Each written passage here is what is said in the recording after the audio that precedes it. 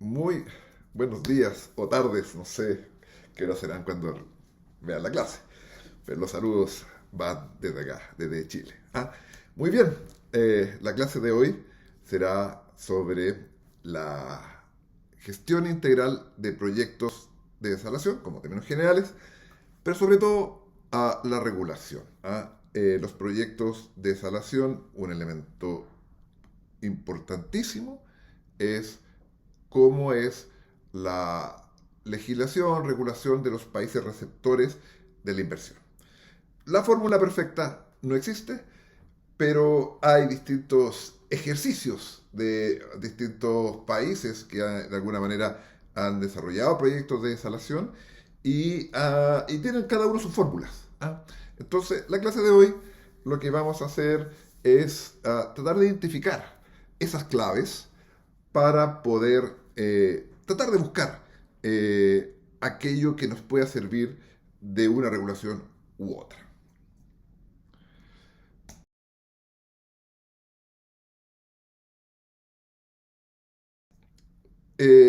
Entonces, lo que nosotros vamos a concentrarnos es en las autorizaciones administrativas para el desarrollo de proyectos y la operación de las plantas desaladoras.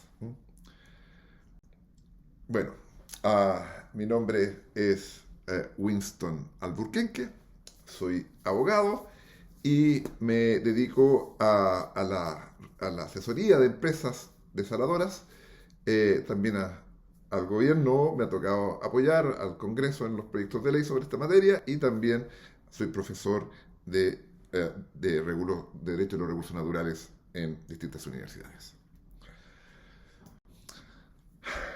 ¿Qué vamos a ver hoy día?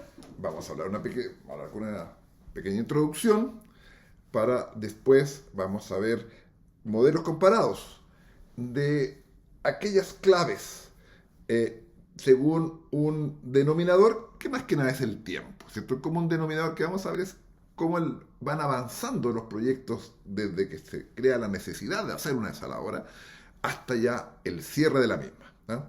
Entonces, eso lo vamos a ir viendo dependiendo de distintos casos. Eh, para después hacer una reflexión final y poder de alguna manera decantar las diferencias que hemos podido identificar en los permisos a nivel comparado. Para al final ver casos más concretos, eh, una, buscar una especie de óptimo en cuanto a la planificación hídrica, que ese es como es el objetivo final que uno quisiera, digamos. La posibilidad que el sistema de desalación se pueda integrar. Como lo veremos en su momento, el ejemplo son el sistema de interconexión eléctrica, como un sistema de redes eléctricas bien diseñado, previamente estudiado de acuerdo a las necesidades y distancias, tensión, ubicación de la subestación, etcétera, permite que se genere o se busque un óptimo en la eficiencia en la entrega de, en este caso, agua, ¿cierto? A distintos lugares, ¿cierto? Muy bien. Eso es nuestra agenda para la clase de hoy. Bueno, vamos a partir con la introducción. Eh, tenemos que ir a identificar cuáles son los pilares o los elementos que tenemos que revisar, siempre de la perspectiva jurídica. Eh, ¿qué veremos entonces? ¿Dónde vamos a ir? ¿Cuáles son estas claves? En primer lugar, eh, es el permiso habilitante. El permiso habilitante que me permita construir desaladoras. Esta idea que parece como obvia no es tan obvia, digamos. ¿En qué sentido? Porque uno podría decir, ¿sabe qué más? Nosotros no necesitamos permiso, sino que se genere una especie de laissez-faire o libertad para hacer desaladoras. yo creo que esa libertad no, no funciona a gran escala. Es posible hacerlo cuando hablamos de desalación de caudales menores, ¿cierto? Hay un tema social también detrás de eso, digamos. ¿Ah? Pero ya cuando hablamos de desalación o ocupar el agua de mar a gran escala, necesitamos que la autoridad, en este caso administrativa, intervenga. ¿Ah? Intervenga porque son elementos técnicos que deben ser evaluados por alguien, por la autoridad. ¿Ah?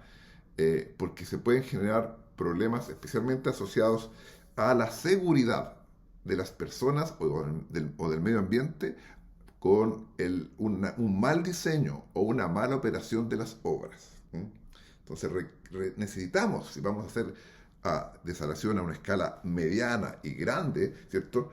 La intervención de la autoridad, la que se refleja en materia concreta en permisos y autorizaciones al proyecto que se va a evaluar por esa autoridad. ¿Mm? Vamos a ver entonces después qué tipo de autorizaciones o elementos se van a revisar.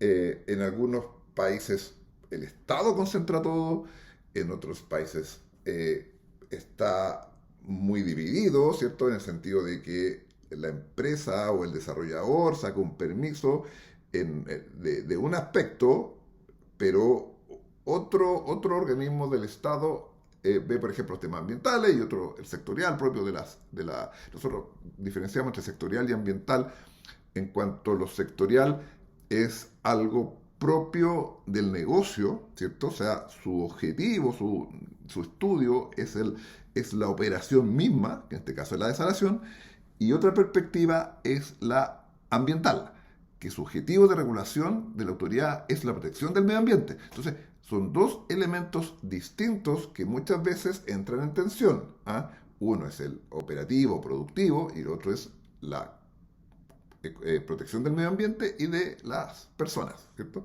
Entonces, esos dos elementos hay que tener presentes. Y un tercer elemento también tiene que ver con la ocupación del suelo. ¿Ah? Porque la ocupación del suelo no gira en torno a solamente a la planta desaladora, que en términos concretos es poca la superficie que afecta. El problema de la desalación son los ductos, ¿ah? Que es el traslado del agua desalada o el agua de mar desde la costa hacia el interior. ¿Ah? A veces muchos kilómetros, que significan en la práctica gravar muchos predios. Entonces se requiere generar una herramienta jurídica que facilite o habilite, ¿cierto?, la construcción de ese ducto en predios que a veces son del fisco o a veces son de privados y que requieren no solamente una negociación para el uso de esa franja de suelo, sino que además una fiscalización de la perspectiva de la seguridad del ducto. ¿Ah? Porque un accidente en un ducto, por ejemplo, que está en una cota superior y se destruye el ducto y cae, ¿cierto?, por gravedad, puede pasar a llevar, ¿cierto?, poblados o generar socavones, etc. Entonces es agua que muchas veces viene con mucha presión. Entonces hay muchos elementos que hay que tener presente para generar una regulación apta que habilite no solamente el fomento de la desalación, sino que además una operación segura. ¿Mm? Vamos a ir viendo qué tipo de desafíos comunes vamos a identificar en la industria de la desalación. ¿Ah?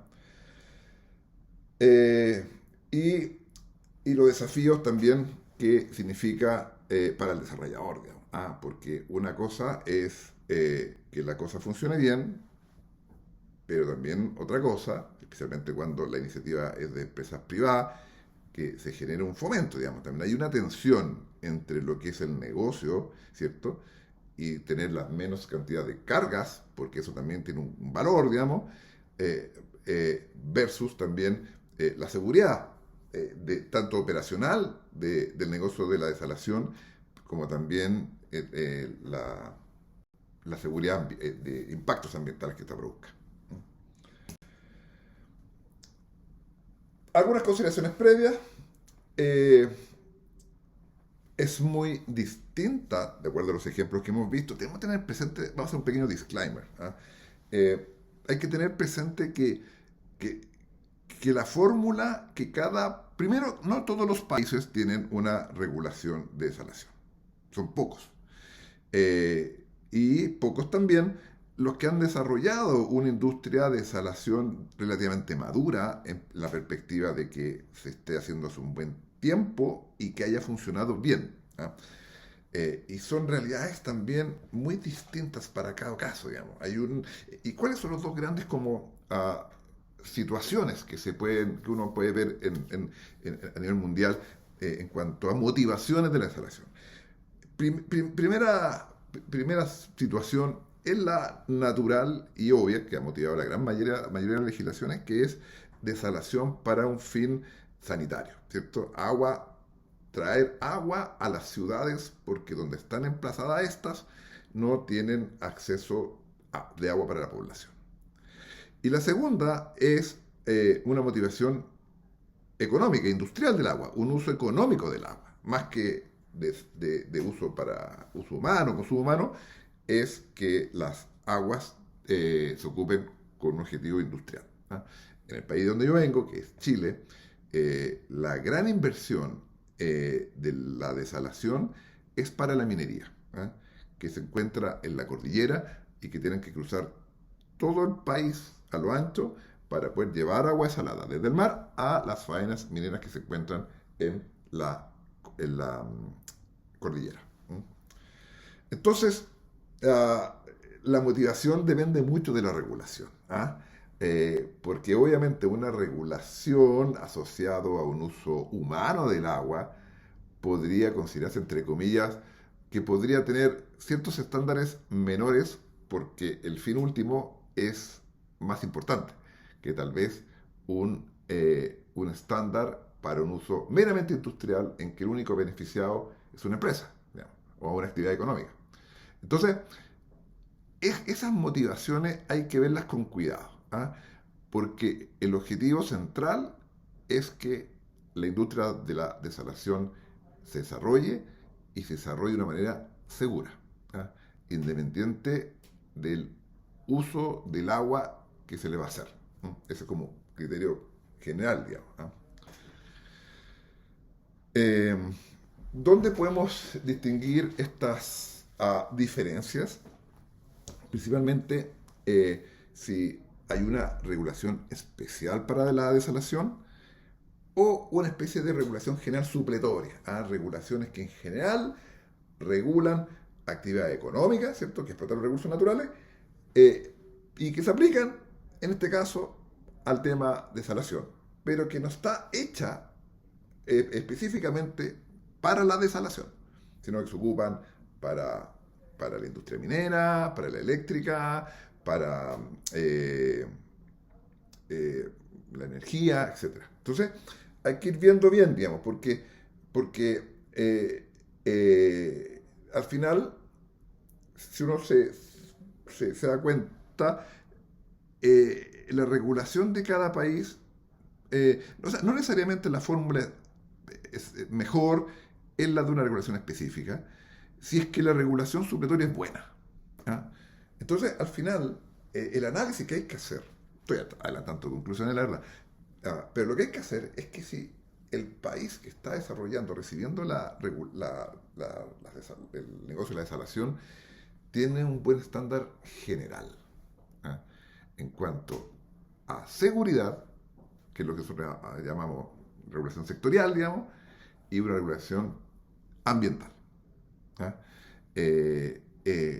Porque que me regule más en detalle o menos en detalle, si yo tengo que generar una grilla regulatoria con buen estándar, de alguna manera se va a poder ocupar una institución de aquí o de allá y la cosa va a funcionar. El tema es el estándar regulatorio del país. Podríamos, de alguna manera, no lo hay, pero se podría generar una especie como de calificación de países en materia de estándar regulatorio, en materia de protección ambiental y sectorial. Entonces, pero bueno, lo vamos a ir viendo a la medida que avanzamos en la clase. Otro elemento también relevante para este análisis es si el Estado, ¿cierto?, es centralizado o descentralizado. O sea, tengo un poder central, ¿cierto?, donde yo regulo todas las actividades del país, o es un Estado, por ejemplo, los gobiernos federales, en las cuales, además de ver el tema nacional, ¿cierto?, que son elementos más macro, tengo que ver una regulación del Estado, de la provincia o de la gobernación más bien local. ¿Ah? A veces se generan ciertas contradicciones entre esas dos regulaciones, hay que tener mucho cuidado. ¿Ah? Eh, pero son elementos también que hay que tener presentes para el análisis. También la autonomía de la institución que otorga los permisos. ¿Ah? ¿Cuán, cuán, cuán independiente es el órgano? ¿Ah? Eh, en el sentido también que en algunos países en los cuales eh, el permiso de la autoridad es más bien formal y necesita para la operación o construcción del proyecto tener que salir a buscar acuerdos con los stakeholders, con los receptores del impacto, como las comunidades, comunidades indígenas, comunidades civiles. Eso hace que la parte permisológica que hace la autoridad tenga efectos limitados.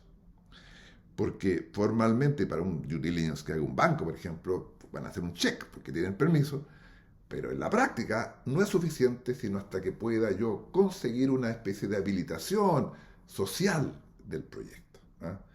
Entonces, eso hay que tener cuidado, ¿ah?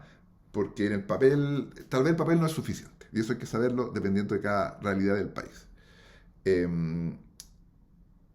Hay algunos que esa habilitación social también tiene formas de permiso, digamos, en el sentido que hay una licencia ambiental, ¿cierto? Una resolución ambiental que lo habilita, ¿cierto?, para desarrollar el proyecto. Pero en otros países, no, en algunos países eso no es tan autónomo. ¿Ah? Hay que salir a buscar, además, una aceptación de los stakeholders. Eh, claro, obviamente que un proyecto de salación con una finalidad de uso humano del agua, la recepción va a ser mejor. Pero es distinta la recepción de las comunidades cuando esa agua tiene un exclusivo uso industrial. Por ejemplo, ¿qué pasa con la minería? ¿Ah? Porque ahí la comunidad dice, ¿por qué vamos a tener que recibir el impacto cuando el beneficiado es solo uno y yo no me estoy recibiendo beneficios de ese negocio? Entonces está la típica discusión que se da a la desaladora de, ¿saben? Usted va a sacar, no sé, 200 litros por segundo, deme el 5% de esa agua, usted ocupa el 95% de su negocio y el 5% me lo entrega a mí o a las comunidades, ¿cierto? Entonces, son típicos ejemplos en que se ponen arriba de la mesa, ¿cierto?, para efectos de esa negociación, de efectos sociales. Ese impacto social que produce la desalación. Eh, y también, si la carga de obtener estos permisos depende del que va a ejecutar el proyecto o, o es del Estado. Para un poquito para entender esta idea.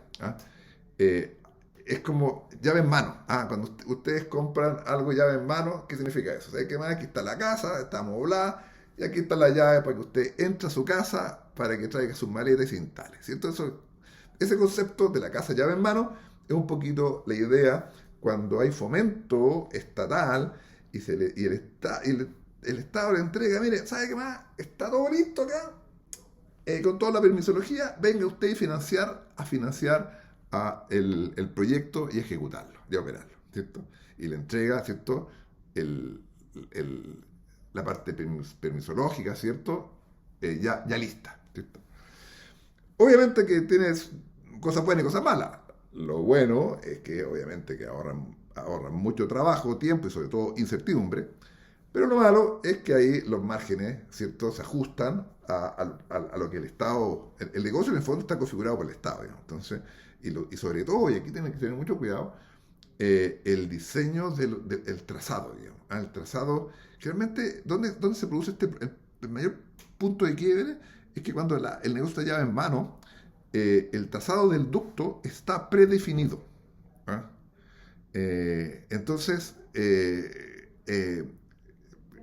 no necesariamente ese trazado es el más óptimo, ¿ah? Desde el punto de vista económico. ¿Ah? Incluso técnico, ¿ah? Porque el Estado tampoco es un experto en desalación, no es un experto en transporte de agua, de acueductos. Entonces, eso hace que, de alguna manera, el proyecto esté preconfigurado por la autoridad. ¿Ah? Muchas veces realizado por personas que no son expertas, digamos. ¿Ah? Entonces, hay que tener cuidado con la llave en mano, porque tal vez la casa no es la que yo realmente deseo. ¿Ah? Ya. Pero bueno, y ese es el juego. ¿Ah? Ese es el juego que hay que ir revisando caso a caso.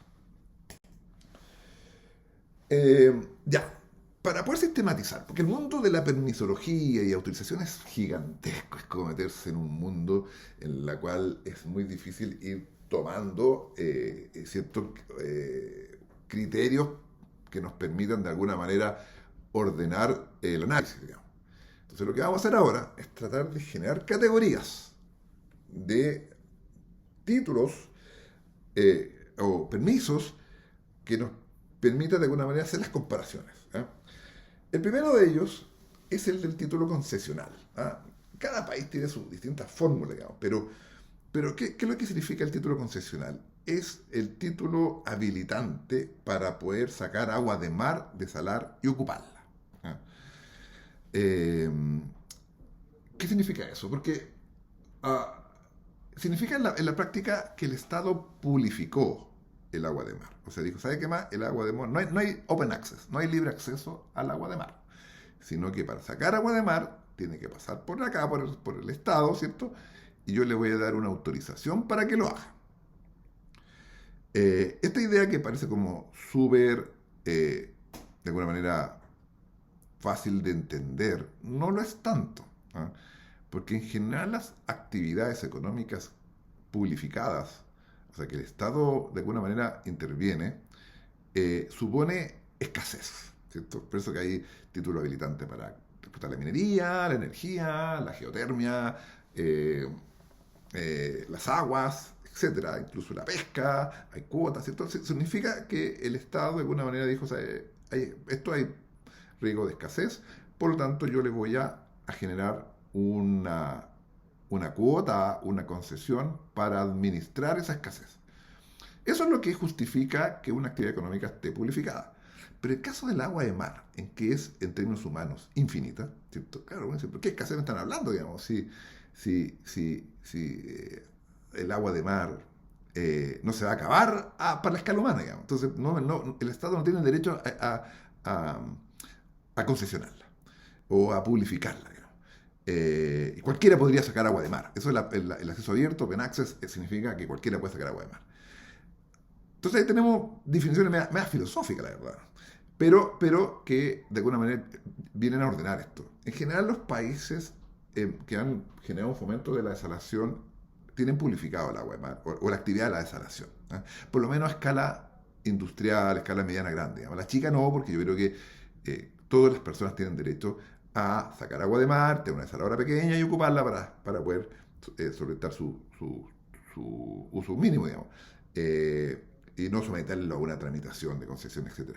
Pero a nivel ya más industrial, a lo menos justifica la publificación un elemento que si bien no es la escasez, pero es por lo menos el acceso físico al lugar donde se va a sacar el agua y donde se va a poner una desaladora. Porque eso significa interrumpir una actividad costera, ¿cierto? Hay actividad pesquera en un sector, ciudades costeras, ¿cierto? Balneario. Entonces, meter una desaladora, meter un ducto con su buffer de protección significa, de alguna manera también, generar un impacto, digamos, ¿eh? Y ese impacto debe estar regulado. ¿Eh? Entonces, si bien la escasez no es un argumento, el impacto de la desalación en la zona costera sí lo es. Lo que habilita, de alguna manera, a que muchos países otorgan una concesión para sacar el agua de mar y ocuparla. Yo hablo de agua de mar, no hablo tanto de desalaciones. ¿Por qué me van a escuchar en esta clase mucho hablar de desalación? Perdón, de uso de agua de mar y no precisamente desalación. Y es porque hay muchos usos industriales del agua de mar que no suponen la desalación. ¿Mm? Por ejemplo, pasa mucho en minería. En minería es suficiente el agua salada. ¿Ah? El problema es que hay que llevarla varios kilómetros lejos del mar, digamos, y para eso igual se sujeta a todo este sistema regulatorio. Pero les sirve el agua de mar tal como está. ¿Ah? Pero son casos bastante específicos y en general la gran mayoría necesita de el agua desalada. ¿No? Muy bien, eso con respecto al título habilitante para poder sacar el agua del mar. Después viene la ocupación del suelo, digamos. Claro, ya hablamos un poquito de que la ocupación de la planta desaladora no es tan grande, digamos, ¿ah? Ni menos del ducto que saca el agua del mar. Pero lo que sí es impactante es el agua que viene desde la planta desaladora hacia su uso, ¿ah? Que puede ser varios kilómetros, que puede estar contenida tal vez en, en reservorios para que el agua se vaya a buscar allá, entonces ya tengo mayor superficie en esos reservorios.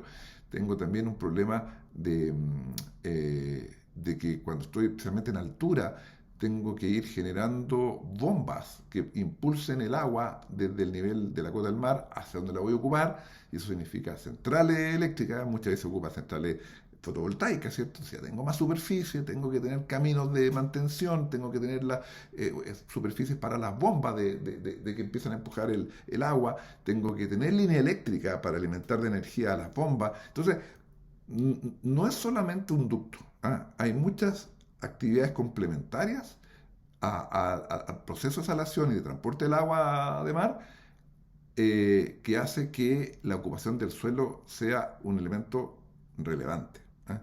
Porque voy a tener que negociar con con muchos dueños de predios. ¿Mm? Otro elemento son los permisos ambientales sectoriales. Y aquí entramos a la parte más permisología. ¿Ah? Los divido en dos, en ambientales y sectoriales, para un poco definir el tenor de esos dos tipos de permisos. Tenemos que tratar de clasificar esta cosa, digamos. ¿Ah? Los sectoriales dicen relación con la parte operacional, seguridad de las obras, ¿cierto? El organismo que es técnico, que se va a preocupar de que esté bien, de que se sale un ducto que sea seguro, que tenga ciertas características, que no haya problema operacional, etc. Está metido en el negocio. Los permisos ambientales, en cambio, tienen otro objetivo. El objetivo es proteger el medio ambiente y las personas. Entonces, le da lo mismo cuán operativo sea eficiente o no sea eficiente, sea seguro operacionalmente o no. Lo que le importa es que ese proyecto no afecte la flora, la fauna ni las personas. Es un tipo de permisos con un objetivo distinto. Es protección del medio ambiente. Si usted hace un mal negocio, el problema es suyo. Lo que a mí me importa, dice estos permisos, es que cuando lo ejecute no tenga externalidades negativas no controladas. ¿Ah? Entonces, son dos tipos de permisos que muchas veces recaen en organismos muy distintos. Unos son organismos productivos y otros son más de conservación, que tienen que de alguna manera generar un roce, una tensión y buscar un equilibrio. ¿Ah? Después viene la fase de la operación, que ya saqué los permisos, construí y ya tengo que empezar a operar la desaladora, ¿cierto? Y ahí son tipos de permisos más bien operacionales, digamos, el día a día, ¿ah? Donde se pueden producir impactos no previstos, donde se pueden haber accidentes, hay un tema de fiscalización permanente de la obra por parte de la autoridad, que hace que también hay que estar muy atento en esa etapa. Y por último, el cierre, digamos, ¿ah? Todo, como cualquier ser humano, ¿cierto? Los proyectos que explotan recursos naturales algún día van a terminarse, van a morir. Entonces, no es justo que una empresa que desarrolle el proyecto de desalación haga su rentabilidad, saque el agua y de repente, que sabe qué más, se acabó el negocio, se acabó el yacimiento minero que estoy alimentando de agua, o hay otras fórmulas más baratas para acceder al agua. La verdad es que me voy y dejo todas las cosas tal como están. Eso tampoco puede pasar. Eso se llama un abandono de faena, ¿cierto? Que trae muchos perjuicios. Por lo tanto, hay que integrar a la ecuación medidas de cierre, ¿cierto? ¿Sabe qué hace? Hay una vida útil predeterminada, pero después que esa vida útil se termina, usted desarma todo. ¿Ah? O lo entierra, o saca las líneas eléctricas, o le entrega las centrales fotovoltaicas a la comunidad, lo que haya que hacer, digamos. ¿Ah? Pero tenemos que subir arriba de la mesa como elemento de negociación, como elemento de análisis, como elemento permisológico, cómo vamos a enfrentar el cierre.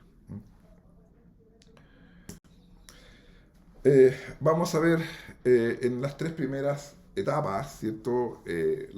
La concesión, ¿cierto? La ocupación del suelo y los permisos en distintas regulaciones que, eh, que vamos para ir comparar, ¿cierto? Países en los cuales se está desarrollando eh, la actividad de la desalación, ¿ah?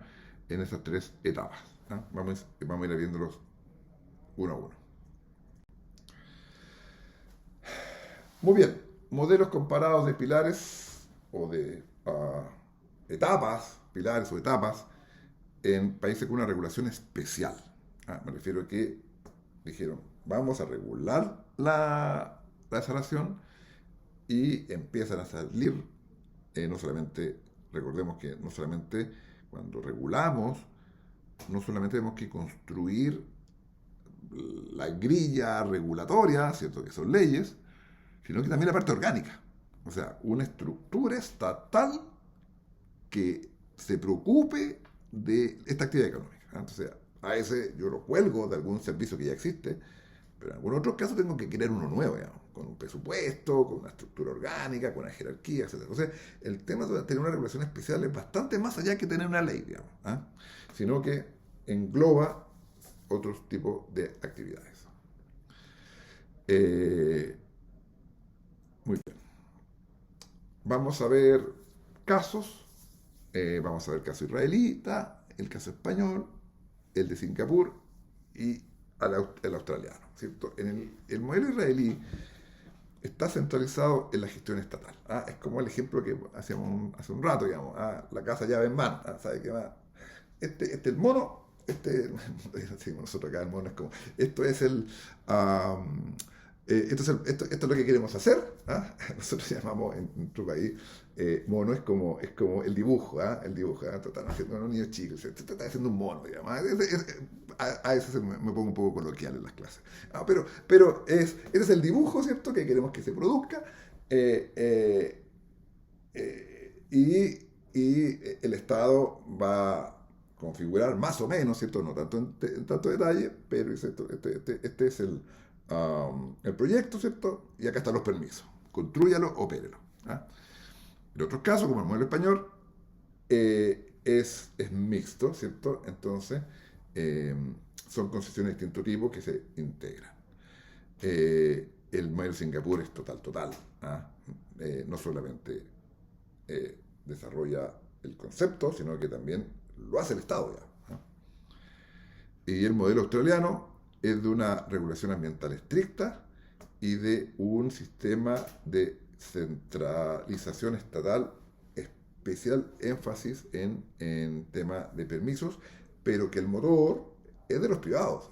El privado hace la actividad, ¿cierto? Solo que en Australia se preocupa mucho de los temas ambientales, ¿cierto? Y la parte permisológica por parte del Estado.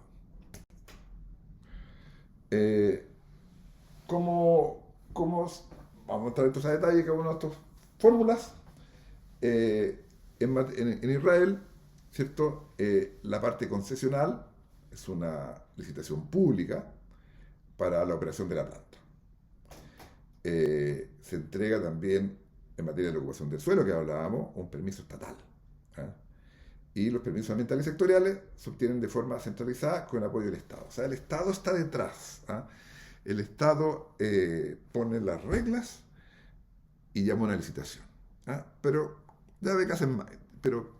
casa de llave en mano, ¿cierto? Va en el paquete, ¿cierto?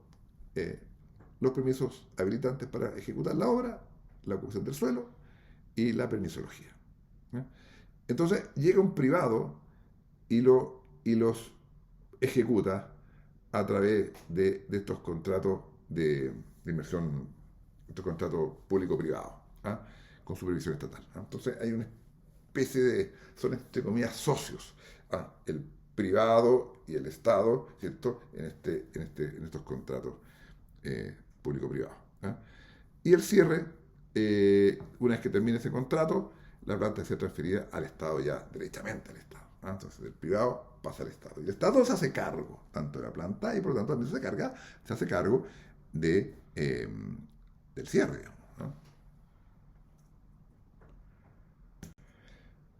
Eh, bueno, aquí vamos a ir viendo más detalle, cómo se llama la institución en materia de la regulación propiamente tal. Está la Israel Water Authority, en la cual es la autoridad de agua, ¿cierto?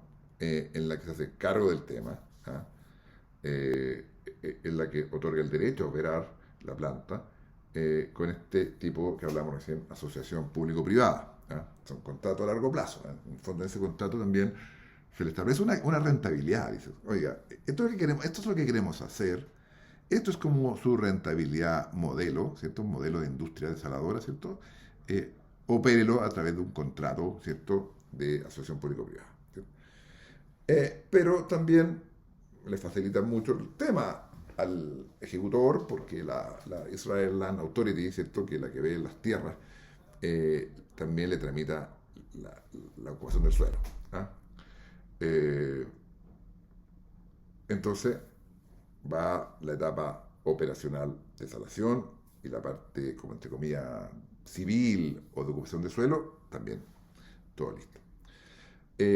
Y también la parte permisológica, ¿ah? Le entrega también los permisos. ¿Ah? Claro, porque ya tienen preconcebida, ¿ah? La planta. Entonces, de alguna manera, es distinto cuando queda el énfasis en el privado, en que el privado configura el negocio. ¿Ah? El privado configura la forma en que va a desarrollar la desalación. Entonces, yo se lo presento al Estado y el Estado dice, está bien, está mal, etcétera, y me entrega una autorización con respecto al proyecto que el privado presentó. Acá la cosa está al revés. Es el Estado dice, esto es lo que yo quiero hacer, y en razón de que esta forma del proyecto se haga de tal manera, yo doy la autorización correspondiente. Entonces, el problema de fondo acá tiene que ver un poco con la libertad o autonomía para elegir el proyecto. Y sobre todo no solamente el proyecto operacional, sino tiene que ver mucho con el objetivo final.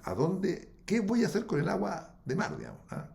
Y ahí volvemos al mismo tema de la introducción de la clase. Es si el agua la voy a ocupar para un uso sanitario, un uso humano o un uso industrial, ¿ah? Un uso económico. Entonces, ahí entramos a un detalle más bien económico de la configuración del proyecto. Particularidades del proyecto del sistema israelita es que hay una gran supervisión estatal, en cuanto a la operación y en cuanto a la calidad del agua. ¿Ah? Entonces, en general, la calidad del agua, que acá el agua, cuando hablamos de calidad del agua, no estamos hablando de una calidad del agua contaminada, digamos. Es una calidad de agua principalmente asociada a porcentaje de salación. Entonces, no es agua contaminada, en el peor de los casos, digamos. Está con índices de, de, de sal más altos tal vez de lo que el Estado quiere en su proyecto. ¿Ah? Y eso genera también una fiscalización, porque principalmente está pensado en el negocio del agua de consumo humano. ¿Ah? Pero volvemos al mismo tema. El objetivo de la salación también puede ser agua industrial, por lo tanto la calidad va a variar dependiendo del uso final. ¿Ah? Tanto es así que cambia, que en algunos proyectos, como le dije recién, sirve el agua salada tal como está del mar. Sin pescaditos, por supuesto. Muy bien. Modelo de concesional centralizado con procesos bien definidos y rápidos. ¿Ah? Eso es súper importante. ¿Ah? Cuando el proyecto viene predeterminado por la autoridad y viene en este paquete de casa con llave en mano, tiene una gran ventaja, que es la rapidez. ¿Ah? Porque el Estado o la autoridad no tiene que revisar el proyecto, si está bien hecho, está mal hecho, digamos. Ya viene preconcebido. Entonces eso genera una gran facilidad para la puesta en marcha. ¿Ah? Claro, hay una demora anterior, que uno no la ve, pero que es larga, que es cuando el Estado de alguna manera empieza a configurar la necesidad, ¿cierto? Las características del proyecto y empieza a llegar a la ingeniería más de detalle, ¿cierto? Claro, eso no se ve, digamos, ¿ah? Pero hay un trabajo del Estado que puede durar años para llegar al producto definitivo que va a llamar a licitación. Entonces, ese es entonces la línea de tiempo, el timing de demoras, está desplazado a antes de la licitación. Pero después, cuando se licita y empieza ya a otorgarse los permisos, esa etapa es rápida. ¿Ah? A diferencia de en que el proyecto está configurado por el privado, general privado por temas de eficiencia, porque tiene que sacar rápido el proyecto, porque seguramente son financiamientos bancarios en que tienen que empezar a pagar el crédito, etcétera, hacen que el proyecto sea rápido, ¿cierto? La configuración del proyecto. Pero se demora en la otra etapa. Presento el proyecto a la autoridad y la autoridad empieza a revisar, pues esto no me gusta, cámbiame esto viene mal formato, cámbiame el plano, cámbiame esta cuestión, quiero otra escala, etcétera, y hace que en la etapa de tramitación permisológica se demore más.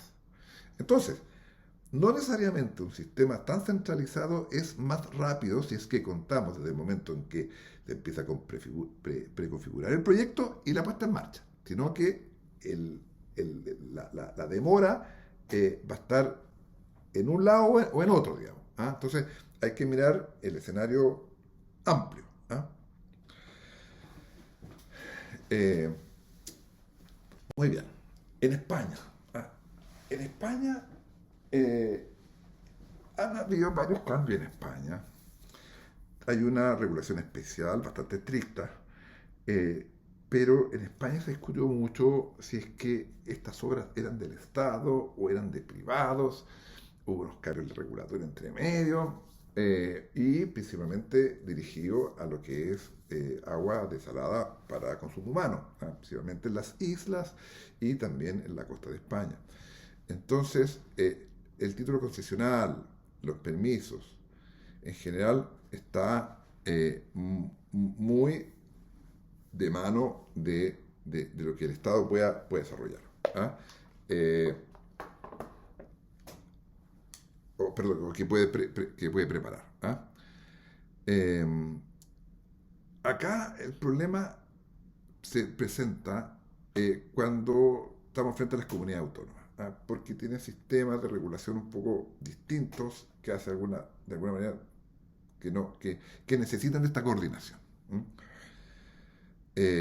Los precios, eh, o sea, funciona acá como el sistema sanitario. No sé, bueno, los temas sanitarios dependen de cada país, pero en mi país, por ejemplo, el sistema sanitario está privatizado y hay una empresa modelo sanitaria y que la autoridad dice, esta es la empresa modelos y por lo tanto sus gastos son X y su rentabilidad es Y.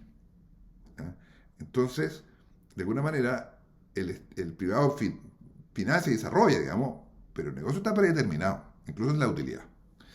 Acá en España pasa un poco lo mismo. ¿Ah? Entonces, el valor del agua desalada se vende a un precio fijado ya por el Estado. ¿Ah? A partir de esta empresa modelo, si usted debería gastar tanto en una industria de estas características, y por lo tanto o sea, usted debería gastar tanto, y por lo tanto debería ganar esto. Eh, lo que de alguna manera genera un espectro limitado en las utilidades, pero eso es lo malo. Pero lo bueno es que tiene la rentabilidad asegurada. Tiene un mercado cautivo, ¿ah? Que es la empresa que va a recibir esa agua y la va a redistribuir en los hogares, digamos, ¿ah?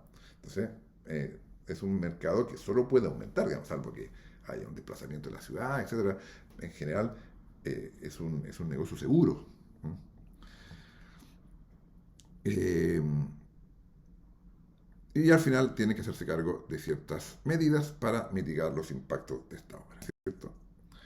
Eh, Como es la estructura de permiso, hay una DGA Dirección General de Agua, se llama igual que en mi país, en Chile, característica es que hay una ley de aguas y un plan hidrológico nacional. Esto es interesante, ¿eh? Que todo esto, no solamente en el caso de cada proyecto de salación esté regulado, sino que es muy importante una visión más macro, ¿ah? Es hacia dónde vamos, ¿ah? Cuánta agua necesitamos hoy, pero también cuánta agua necesitamos mañana. Y ese plan hidrológico nacional es muy relevante, eso es gestión, ¿ah? Porque todas las zonas son lentas, ¿ah? Y las demandas solo aumentan, pero aumentan a distintos ritmos y en distintos lugares. Por lo tanto, todo eso tiene que tenerlo mapeado. Y eso vamos a llegar a uno de los objetivos finales, que con esas cosas que voy a concluir la clase, que tiene que ver con buscar un sistema integrado de la agua desalada. ¿Ah? La ocupación del suelo, ¿cierto? Hay un ministerio para la transición ecológica y reto demográfico, o gobiernos autonómicos, ¿cierto? Que se encarga de la entrega de los permisos de ocupación del suelo. Hay la herramienta, porque nos vamos a enfrentar la mayoría de las veces con predios privados, ¿ah? Entonces, la herramienta que España utiliza para esa parte de la ocupación del suelo es la de una expropiación. ¿Ah? ¿Qué significa esto? Significa que se expropian los terrenos por parte del Estado. El Estado dice, este terreno en tal superficie se expropia por un uso de bien común, que es tener agua, y se le paga. Entonces el Estado paga al privado por una franja de terreno que es expropiado. ¿Ah? Parece lógico, pero es que hay distintos sistemas. ¿Ah? El sistema chileno, por ejemplo, es todo de resorte del privado. ¿Ah? El privado tiene la posibilidad de imponer servidumbres forzosas a través de los tribunales y es el privado quien paga. ¿Ah? El Estado no se mete en esa parte. Entonces, la ocupación del suelo también es una materia o elemento de análisis, porque también va a depender de cuánta intervención haya por parte del Estado. ¿Ah? En cuanto a los permisos ambientales sectoriales, ¿cierto? Hay una ley específica y, sobre todo, que el gran problema, ustedes ya lo saben, de la desalación en la calidad de la salmuera, ¿cierto? Entonces, tiene que haber en este caso España, una coordinación entre las comunidades autónomas y el Estado. ¿Ah? Tiene que ver el mismo concepto de descentralizado, que hay que tener cuidado. Siempre es más fácil entrar a un país unitario, que se llama, ¿cierto? En que uno tiene solamente una cara en la autoridad y no tener que tener la cara nacional y también la cara de los estados independientes, provincias o comunidad autónoma, etcétera, porque no siempre coinciden. ¿Qué particularidades tiene el sistema español?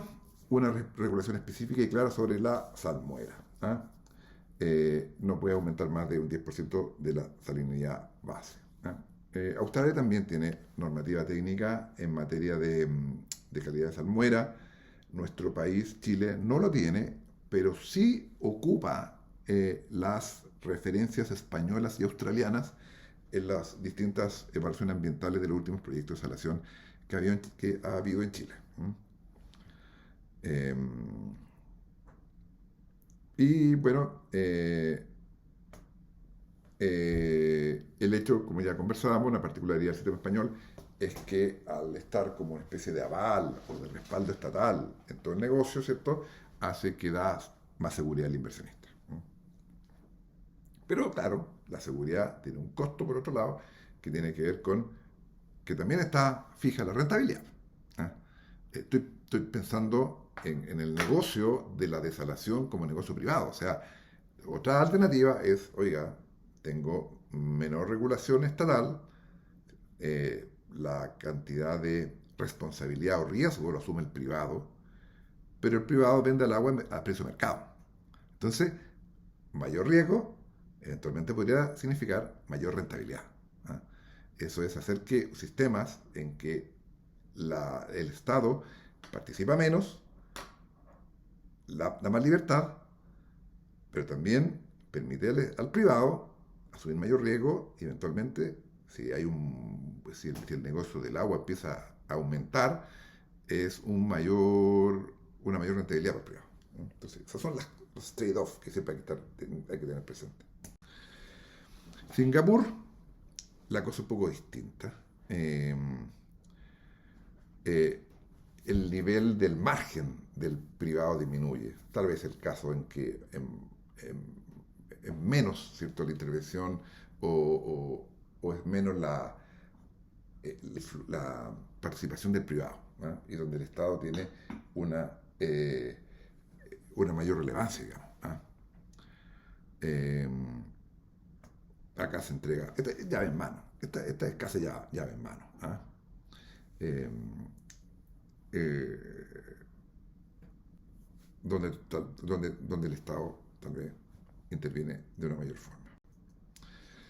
Está el PUB, el National Water Agency también, si se fijan, ah, es obvio, parece como obvio, pero en general los órganos que se le han encargado o se le han otorgado facultades para administrar la desalación es vinculado al agua. Uno dice, pues, es obvio, digamos. Pero yo no sé si es tan obvio, digamos, porque en general los organismos de agua y lo digo porque lo que pasa en mi país, digamos, o sea, en mi país está dando esta misma situación, pero el órgano que está a cargo del agua, la desalación es como física cuántica, digamos. ¿En qué sentido? Porque están acostumbrados al agua, el riego, el agua continental, los embalses, los canales, ¿cierto? Donde tiene una lógica, ¿cierto? Y de repente llega la desalación, que es otra lógica. Entonces se parece más al negocio eléctrico, tal vez, el mundo de la desalación. Entonces, no se manejan en temas de salmuera, no se manejan en términos de la dinámica de esta agua de mar. Entonces, es algo nuevo, digamos. Pero yo creo que obviamente el agua es siempre el agua de todas partes y de alguna manera van a tener que aprender, digamos. Lo estoy diciendo por lo que está pasando en mi país. En que va a tener que aprender a usar, a tratar de regular el negocio de la desalación. Pero tiene ciertos matices, digamos. Pero el caso que hemos visto en los distintos países es que este organismo del agua es el que ha asumido cierto el negocio de la desalación.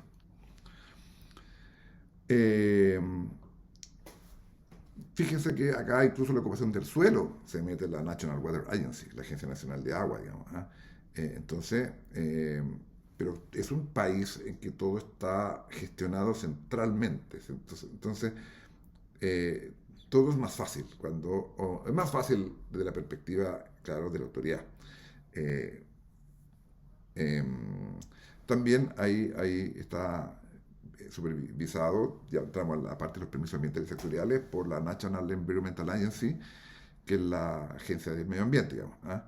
Entonces acá volvemos a encontrar esta dualidad, ¿cierto? Un órgano cuyo objetivo es la protección del medio ambiente, como sería la National Environmental Agency de Singapur, y tenemos otro organismo, que es la National Water Agency, que tiene que ver con la parte operacional del agua y que no necesariamente van en el mismo sentido. Y bueno, están divididos la permisología y la disposición de la salmuera, eso sí, y acá eso sí que es una constante. Todo lo que tiene que ver con la salmuera ya deja de ser atribuciones de la agencia sectorial del agua, sino que empieza a trasladarse al ambiental, porque tiene que ver con el impacto que produce la salmuera cuando yo la devuelvo al mar. Entonces, el aumento de salinidad que va a producir la salmuera hace que, en definitiva, ya no es un tema operacional o del negocio del agua, es de los impactos de la desalación. Entonces, cambia un poquito ahí el órgano. ¿Qué particularidades tiene el sistema de Singapur? Es parte de una estrategia. 4 grifos nacionales, ¿cierto? Cuencas, ¿cierto? Órgano de cuencas, ¿cierto? Una cuenca relativamente cerrada, ¿cierto? Ese es un aspecto que revisa esta estrategia. reciclaje, importaciones y desalación. Muy interesante este concepto de Singapur, en que no solamente integra los elementos de los proyectos de desalación, sino que además los integra con el agua natural que está en las cuencas, con el reciclaje, etc. Entonces, el agua de una mirada mucho más integrada que permite generar sinergias. Ahora es difícil eso. Una supervisión estatal total con estándares internacionales de sostenibilidad, ¿cierto? Y bien rápido sus procesos. Pero claro, siempre es más rápido cuando está en manos del Estado, digamos, porque ya lo hemos dicho tantas veces, porque el negocio está preconfigurado, digamos, y está muy revisado. Y cuando el negocio está revisado muchas veces por el Estado, obviamente que los impases, los problemas, de alguna manera ya o se anticipan o de alguna manera se puede fácilmente llegar a intervenir por parte de la autoridad. Entonces, ¿cuál es la postura distinta? Es cuando es el privado el que opera y de alguna manera se producen, tal vez un poco perorativo el término, pero primero lo ven hacia adentro, la empresa privada lo ve hacia adentro, porque ellos tienen en la cabeza el negocio, qué es lo que querían. Entonces, hay una especie como de, no sé si es la palabra adecuada, pero como que tratan de dejarlo más en privado la parte, los problemas operacionales que puedan producirse. Y después cuando ya tienen un primer, de alguna manera, control de daño, cuando tienen ya saben una solución, ahí recién lo empiezan a exteriorizar, a presentar a la autoridad, digamos. Entonces la autoridad tiene que, de alguna manera, conoce lo que está pasando, tiene que estudiarlo, tiene que ver qué hay detrás de todo esto, revisar los permisos. Claro, la reacción de la autoridad es más lenta. Entonces, cuando el control del negocio es más permanente y detallado desde el principio, la reacción de la autoridad es más rápida. Recordemos que cualquier problema operacional en un proceso, en un negocio de la desalación, que signifique interrumpir el suministro, es muy grave, digamos. Es muy grave, porque significa dejar sin agua a una ciudad, o parar la producción de una mina, etcétera, digamos. Entonces, salvo que yo estoy tirando agua para embalsar y ocupar el agua de los embalses en los tiempos que yo quiera, en general, si el uso del agua es inmediato, se desala, se transporta y se usa, si una operación se interrumpe, trae consecuencias bastante gravosas, digamos.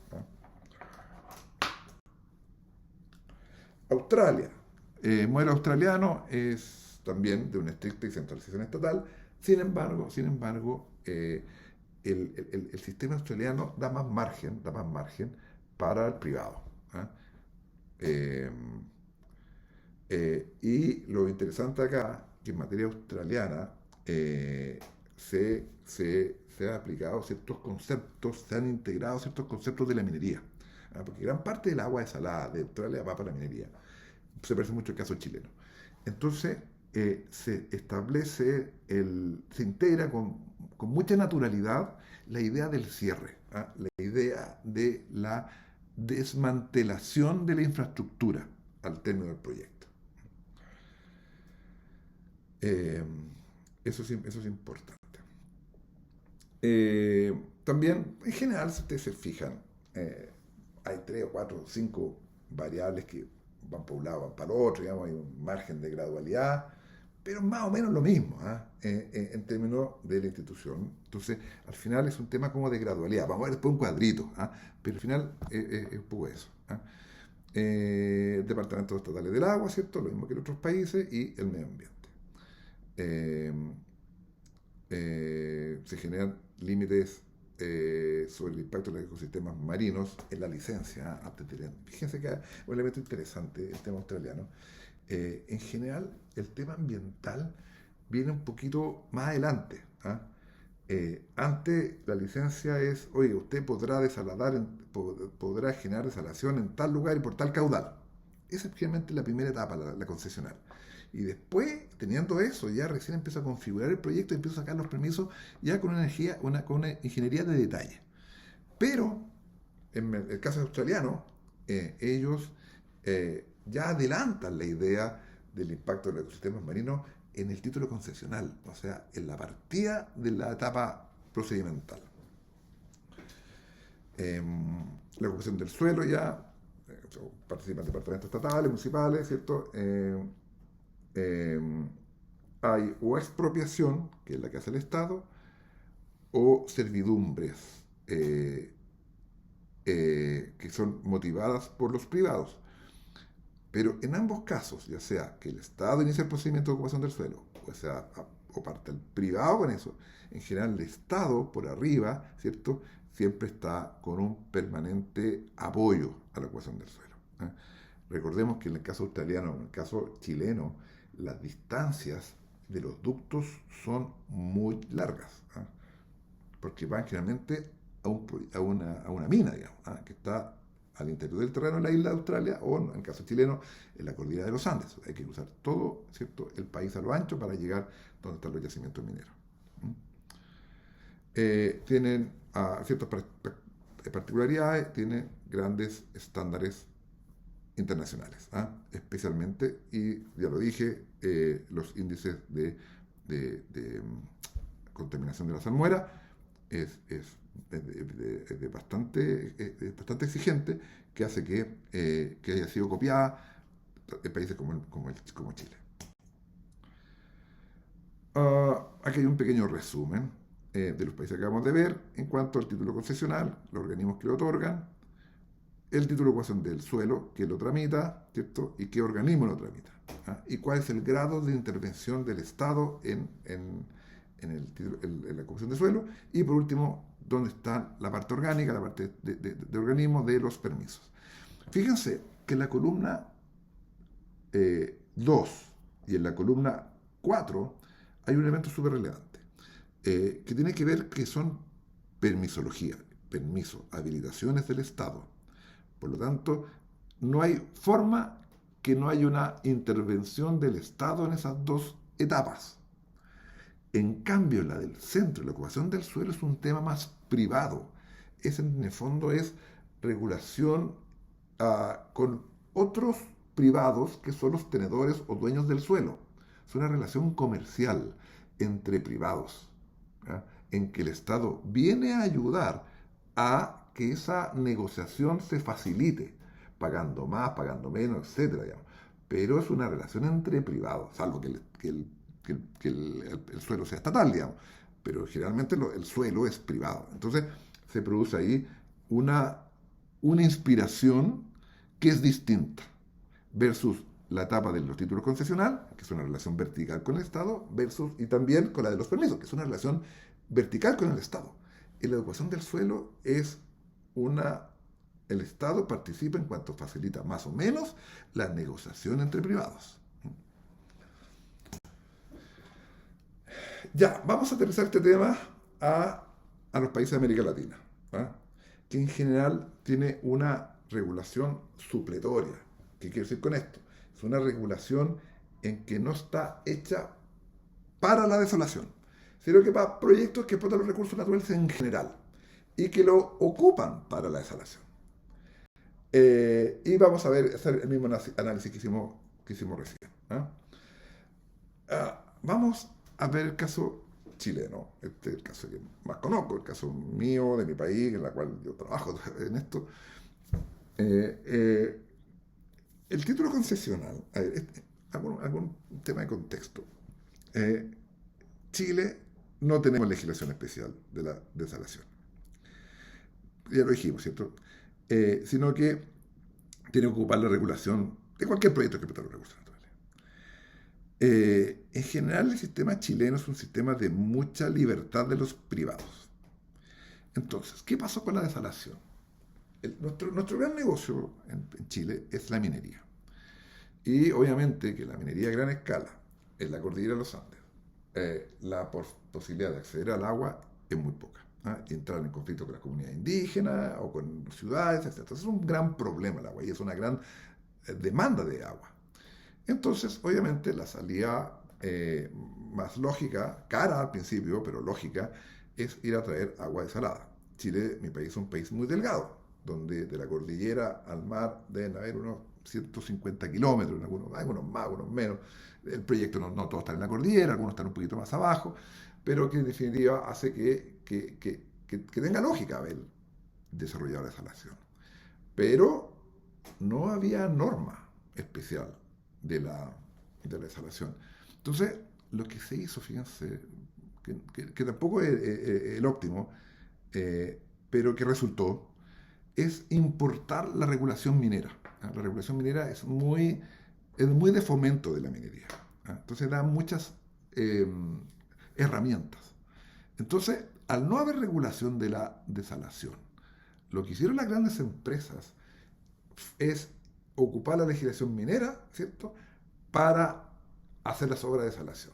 Se ocupó la legislación sectorial minera y ocupó la legislación, específicamente los aspectos de la ocupación de suelo y también de plan de cierre minero, y la ambiental, que es supletoria, que es para todos los proyectos. Entonces, esa es un poquito la historia de nuestro país, un país que hoy día ha sido bastante exitosa el uso de desalación industrial. Hay ciertos problemas, como vamos a ver a continuación, que cada empresa minera hizo su propia desaladora. Entonces, obviamente se puede avanzar en sinergias entre los proyectos de desalación, pero la ausencia de legislación específica no fue un obstáculo para que la desalación se desarrollase, y se desarrollase bien y segura y con buenos estándares. Entonces, ¿qué quiero decir con esto? En la medida que tenga una regulación general, supletoria, de buenos estándares, no va a ser necesario que tengamos que tener una ultra super buena regulación para desalación, porque esta otra regulación supletoria la puede suplir, ¿ah? Que es el caso chileno. Ahora, ¿por qué el caso chileno es distinto? Es porque hay una industria detrás de esto, una industria muy rentable que está detrás de esto. Entonces, seguramente asume los riesgos, ¿cierto? De que el Estado está alejado, porque no tiene una rentabilidad garantizada, como el sistema español, israelita, ¿cierto? Sino que todo lo contrario, es el negocio, o sea, el riesgo del mayor o menor rentabilidad va a depender del privado, y él asume el riesgo. Pero en el caso de la minería, como es un buen negocio, lo paga, digamos, ¿ah? Y por eso que en general la instalación en Chile es de caudales altos, digamos, ¿ah? Y de un buen estándar operacional. Entonces, como les digo, es más bien una legislación supletoria. ¿Qué significa esto? Que no tenemos un título concesional, no está publificada el agua de mar, ¿ah? Tenemos una concesión marítima, pero la concesión marítima es una concesión necesaria, pero no porque la necesite para ocupar el agua de mar, sino que es una concesión que me entrega el Estado para poder instalarme en la playa, en el fondo marino, etc. ¿Ah? Es más bien un título de ocupación del suelo que habilitante para ocupar el agua de mar. ¿Ah? En la ocupación del suelo, por tanto, lo que me ocupa, necesito es la concesión marítima. Y están las servidumbres, que son privadas. Es el privado quien ejecuta el trámite de servidumbre. Es de iniciativa del privado. En este caso, en Chile, se ocupó la servidumbre minera. Entonces, el privado, a través de una servidumbre minera, es quien tramita judicialmente la servidumbre, y también es el privado quien la paga. Acá el Estado no interviene para nada. No interviene como en los casos español, ¿cierto? Que expropia. Acá no hay expropiación. La expropiación supone un acto del Estado. Acá no, es solo el privado, el operador del proyecto, quien tramitará la servidumbre y la pagará al dueño del suelo. En cuanto a los permisos ambientales y sectoriales, principalmente está desarrollado en la licencia ambiental. Nosotros llamamos resolución de calificación ambiental, para, de alguna manera, revisemos que esto tiene que ver con que se va a ver los aspectos, impactos ambientales del proyecto de instalación. Y la tramita el privado. ¿Ah? Y es lento, es muy lento. ¿Ah? La parte permisológica en nuestro país es lentísimo. Y porque ya lo hemos conversado, se desplaza a la revisión al momento en que el privado ingresa a la autoridad a su proyecto para ser evaluado, pero es un proyecto nuevo que tiene que la autoridad revisarlo desde cero. A diferencia de los países que de casa de llave en mano, en que el proyecto ya está predeterminado por la autoridad y por lo tanto, de alguna manera, confirma lo ya estudiado y lo materializa en permiso, digamos. ¿Ah? Pero no tiene que entrar a ver el proyecto desde que se presenta, desde que se pide los permisos. La operación está, las condiciones en cada permiso, hay organismos que lo están preocupados. Y en cuanto al cierre, y acá es re importante, porque aquí en nuestro sistema chileno el cierre está dividido. Solamente hay ley de cierre en actividades mineras. Es una regulación muy estricta. Entonces, el otro cierre que hay es un cierre general que está en la legislación supletoria y la legislación ambiental, que es bastante más flexible, mucho más laxo. Entonces, la minería que está muy regulada, es muy exigida. Entonces, como los proyectos de salación han sido hechos por las mineras ya han tenido que importar la regulación minera y tanto así la regulación de cierre, los ductos y todo lo que ha sido el proyecto de desalación ha tenido que entrar al cierre del proyecto minero, ¿no? Que es bastante estricto. Entonces, el estándar subió, digamos, pero no subió porque la legislación ambiental sea tan estricto en el cierre, sino porque la legislación sectorial, la legislación minera es muy estricta. Y como los que desarrollan son los mineros, se han tenido que someter al cierre la desaladora con estándares bastante altos. Bueno, los permisos, el título concesional, que no es tan concesional como le comenté recién, sino que más que nada, porque no está afectado. Hay un proyecto de ley que busca afectarla, pero todavía está en el Congreso, que busca afectar la desalación. Y lo va a hacer a través de una concesión marítima, pero hoy día no está todavía, no es ley.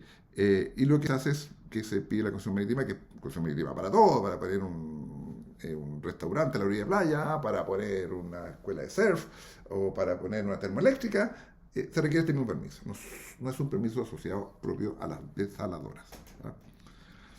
Del ducto para adentro es lo que nosotros hemos conversado, que es una servidumbre, ¿ah? Vía judicial.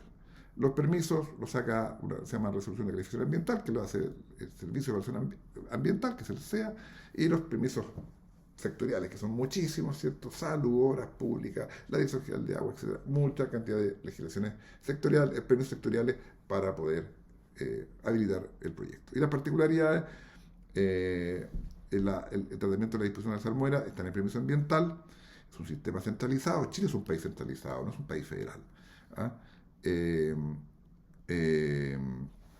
Han habido algunos problemas, ¿sí?, con la servidumbre, especialmente cuando son proyectos para que no son para la minería. ¿Ah? En general, los casos de desalación en Chile para uso humano son para ciudades costeras. Entonces, no está el problema de tirar el ducto hacia adentro, digamos, porque está ahí encimita del mar. Y el ducto para adentro, que son para las mineras ocupan su propia regulación y, por lo tanto, ha funcionado.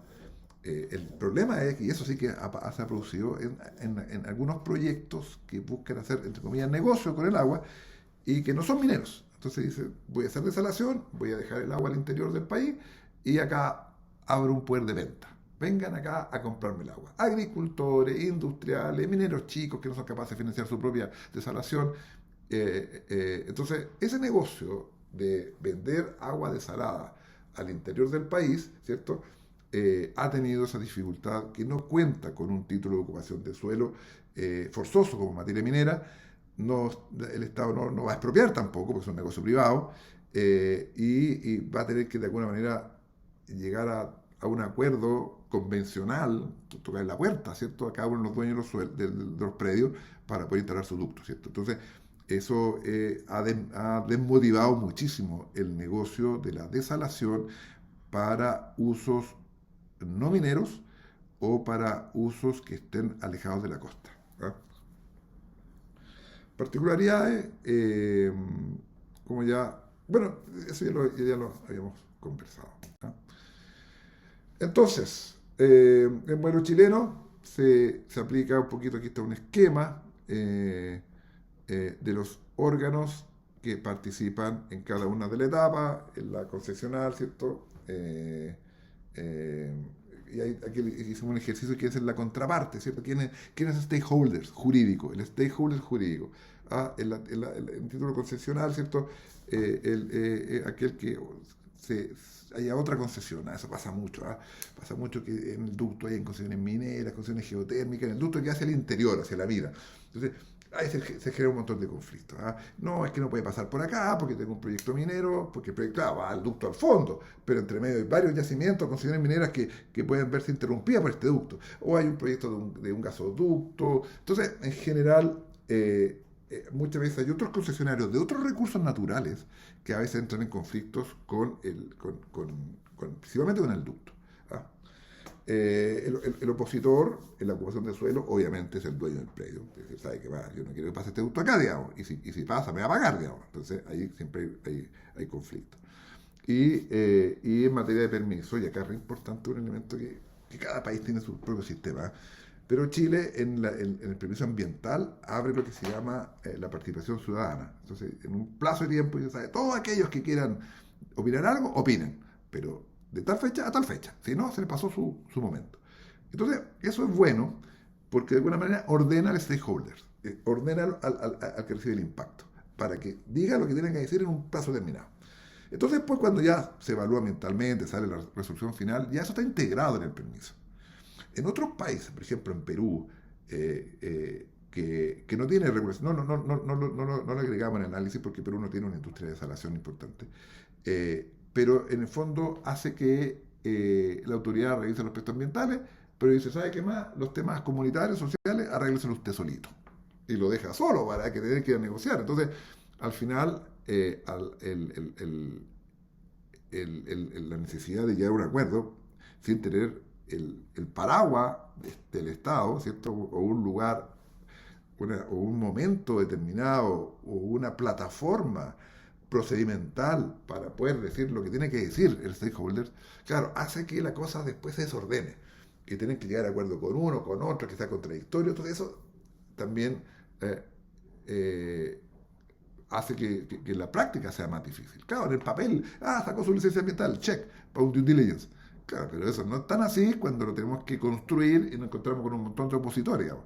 La gracia, como tiene el modelo chileno, es que acotó esa situación y yo ya a priori sé con qué me voy a encontrar cuando tenga oposición social.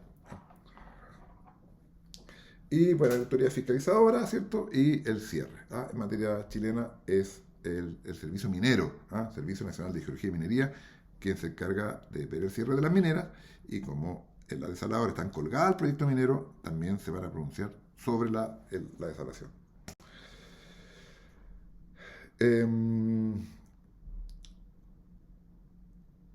Bueno, aquí está un poco más el detalle de todo lo que yo acabo de señalar. Quiénes son los tipos de permisos, cómo se llama cada uno de ellos. Ustedes lo pueden revisar en esta página. Digamos. Es tan técnico esto que cada país cambia, le cambian los nombres. La idea es que tenga la idea más o menos clara de la dinámica de la permisología. En Brasil el tema es distinto. El tema de desalación, recuerden, no hay regulación de desalación, estamos hablando del ejemplo de que no hay desalación, regulación específica, sino que acá lo que se tiene es está bajo la óptica de la legislación ambiental.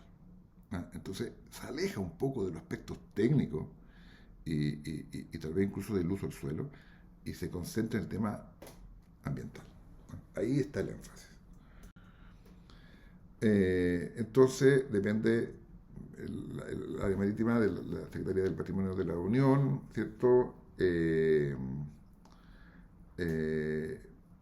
La ocupación del suelo también servidumbre legal, esa servidumbre forzosa que hablamos, pero también negociación privada, digamos, que es la más cara, llegar a acuerdos privados son siempre más caras. Y los permisos ambientales sectoriales también en los distintos órganos como están ahí señalados. ¿Ah? Hay mucha multiplicidad de entidades, lo que lo hace más difícil, y como es la tónica, todo el tema de la salmuera se ve desde la óptica ambiental, y acá en especial porque en general es ambiental el procedimiento. ¿Mm? Perú. En Perú no hay mucho negocio de salación, eh, es semicentralizado, lo que hablamos recién, entendiendo de que en general la autoridad entrega los permisos, pero de alguna manera se distancia de la ejecución misma de ellos, ¿ah? Especialmente en lo que son los stakeholders o los receptores del impacto. ¿Mm? Acá están los distintos órganos en Perú, la Autoridad Nacional del Agua, ¿cierto? En materia de la posibilidad de ocupar el agua, también asociado al Código de Agua. El tema de servidumbre es una relación entre privados, ¿cierto? Norma del Código Civil, ¿cierto? Y los permisos ambientales sectoriales, también el SENACE, que es el órgano que lo ejecuta, tiene que generar un análisis de impacto. ¿Ah?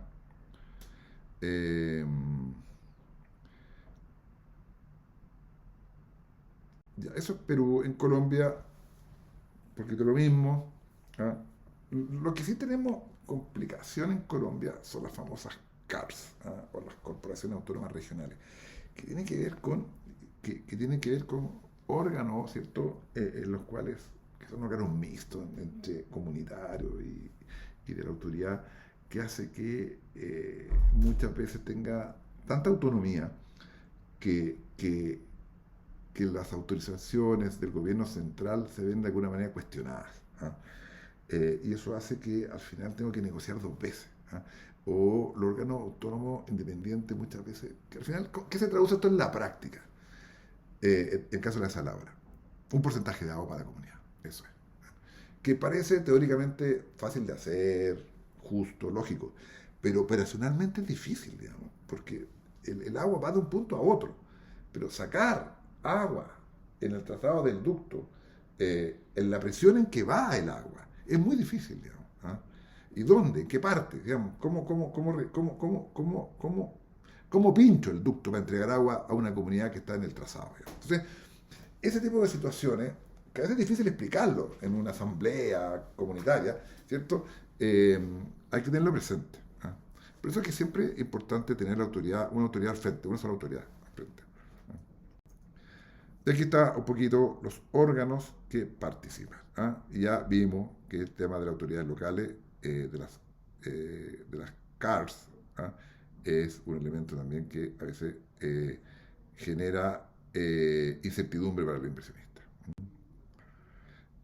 Acá hay un resumen de los permisos y autorizaciones en América Latina que no tiene una regulación específica de la desalación y que se le ocupa la regulación supletoria. Chile, Perú, Colombia y Brasil están ahí señalados, y el tres ítems que acabamos de hablar, título concesional por un lado, permisos como órgano o como relación vertical con la autoridad, y la ocupación del suelo como una relación horizontal con privados que también son dueños del suelo. ¿No? Y claro, y la típica negociación con los dueños de los suelos que van a soportar es, oiga, si usted va a pasar por mi predio, ¿por qué no me deja un poquito de agua? ¿No? Entonces, no solamente plata la que se negocia cuando se negocian los ductos. Digamos. Perdona, yo a veces ocupo a criterios míos propios. Plata, nosotros en nuestro país, plata es dinero, ¿ah? Plata es igual a dinero. ¿Ah? ¿Qué quise decir recién? Es como cuando negocio con dueños de predios para que pase un ducto de agua desalada, no solamente se negocia la plata de la indemnización, lo que se le va a pagar al dueño del suelo, sino que también entra arriba de la mesa de la negociación agua. ¿Ah?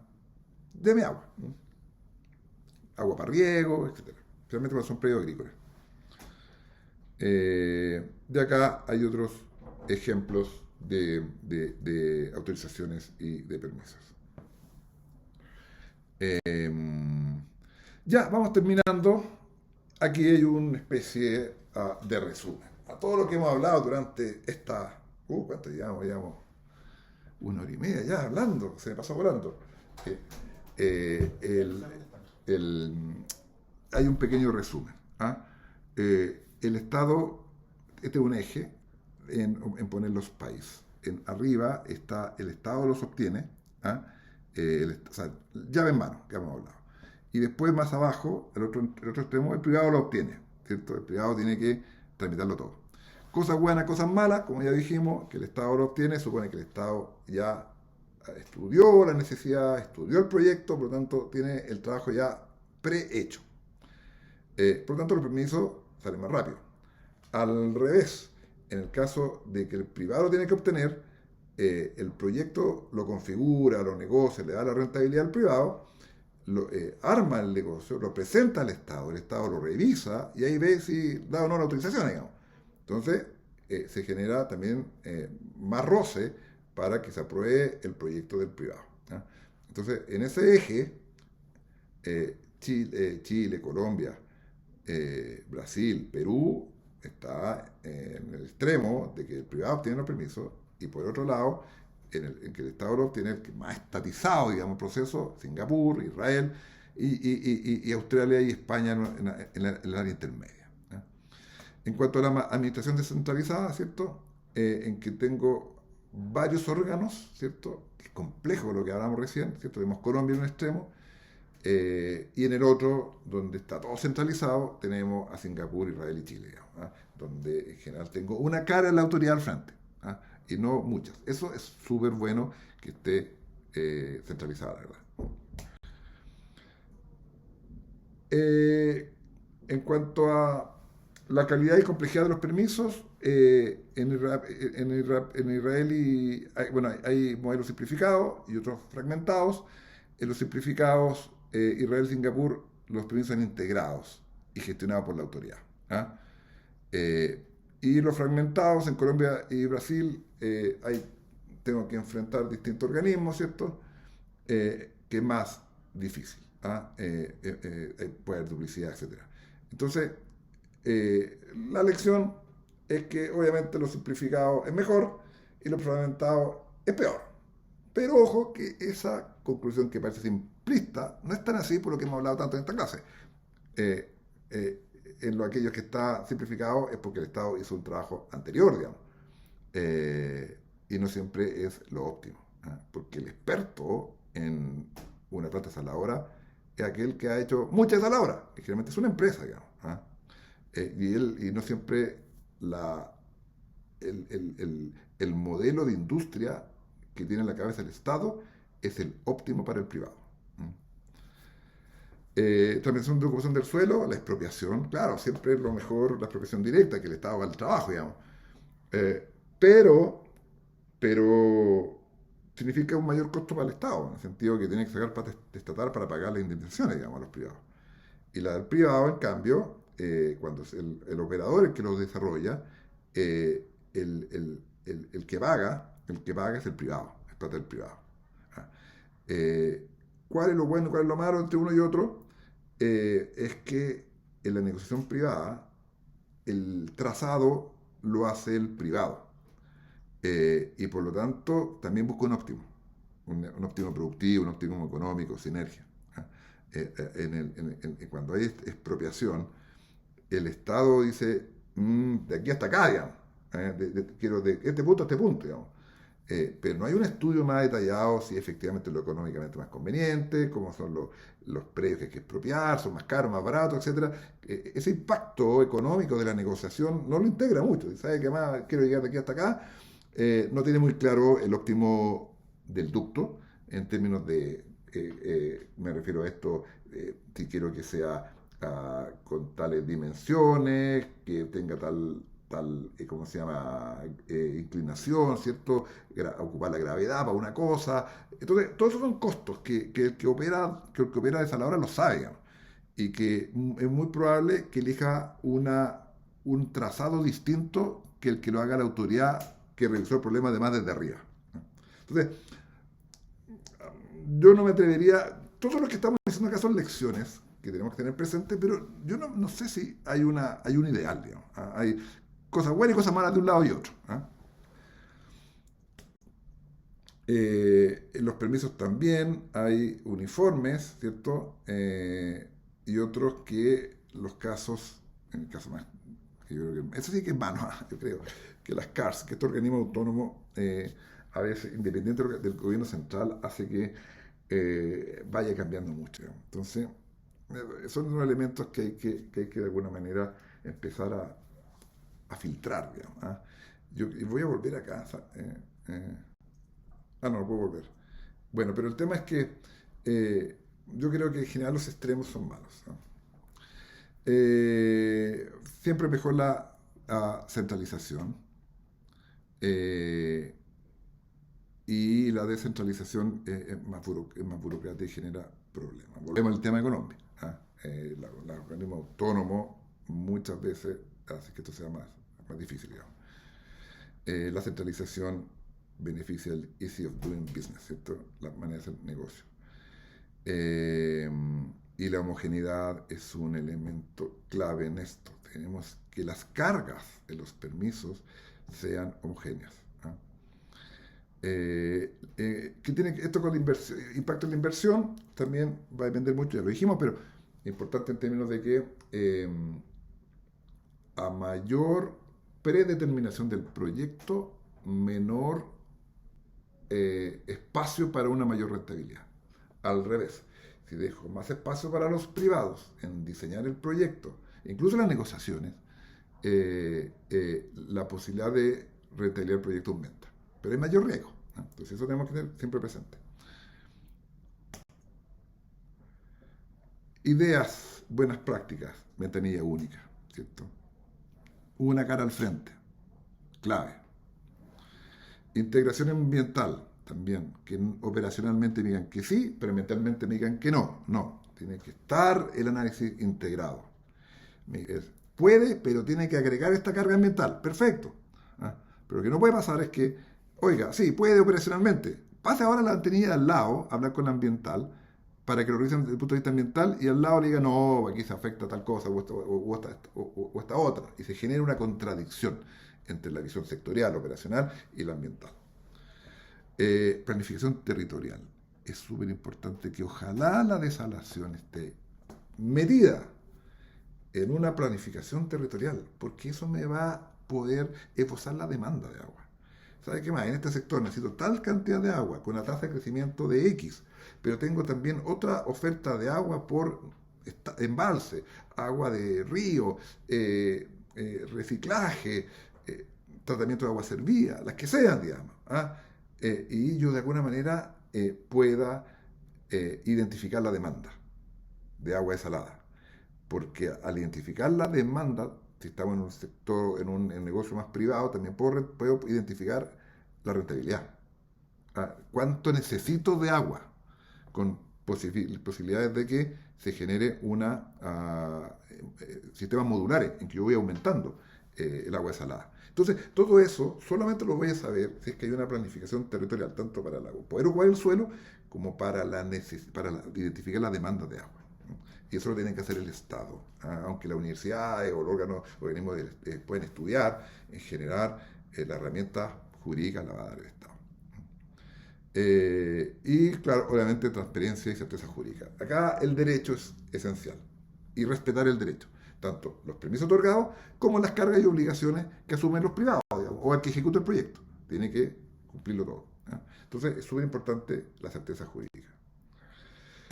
Ya, y aquí un poquito, ya terminando, el ideal. No solamente tener buenos sistemas de desalación, sino que un sistema integrado, ¿ah? Y tenemos el caso australiano, que ahí está en Queensland, hay un mecanismo de interconexión. O sea, yo puedo, como el sistema eléctrico, ¿cierto? Yo puedo generar uso de acá, saco para allá, tengo más demanda, tengo menos demanda, y así voy generando una economía de escala con respecto al agua que yo puedo ir sacando del mar. Tenemos acá el sistema chileno, pero es un proyecto, esto se estudió, pero no se ha realizado en la realidad, digamos, no se ha hecho, no se ha producido esta integración. Si ustedes pueden ver acá, todas las desalaciones que van los colores van en el sentido, Chile es un país que va norte-sur, ¿cierto? y los proyectos mineros están en la cordillera, ¿cierto? Hacia el este. Entonces, los proyectos de desalación van desde el mar del oeste y cruzan todo Chile a lo ancho, por el desierto, generalmente por el desierto de Atacama, ¿cierto? Y llegan a los yacimientos mineros que están en la cordillera.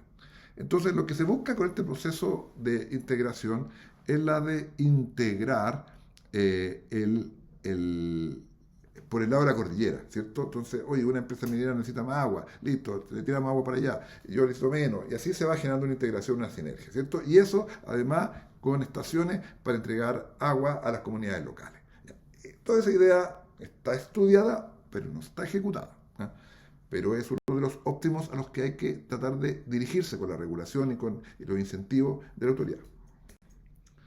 ¿Ah? Aquí está la propuesta de integración. Lo que está en rojo son las desaladoras, está en una región de Santiago, de Chile, que son lo que está construido, son las que están en rojo, y la propuesta de interconexión es lo que está en azul.